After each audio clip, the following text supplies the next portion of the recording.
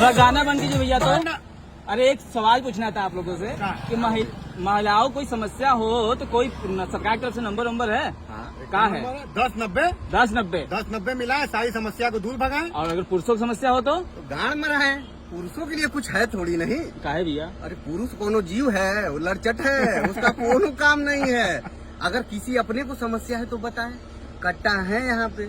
मेरे अपने लोगों को दिक्कत नहीं होने दूंगा। अच्छा। दुनिया की माचो दूंगा, लेकिन बच्चों में खाली सब कुछ महिलाओं के लिए है, पुरुषों के लिए कुछ नहीं है। हम लोग भी गाने मरा रहे हैं गाइस। तो अब पीने जा रहा हूँ। अब देखिए ठीक सिस्टम है? यहाँ रंगीन होने जा रहा है। Don't disturb, otherwise I will disturb you, you will not ठीक है सर्वाइव। भैया, आप लोग एंजॉय कारण कीजिए। ये है, सिस्टम समझिए कि राजा होता है, राजा राज करेगा, प्रजा झांट कबारेगा, इतिहास गवाह रहेगा। कट्टा दारू पीने जा रहे हैं आप लोग, चलिए गान मराइए, हमको लोग को पीने दीजिए। ठीक है, ओके, बाय बाय।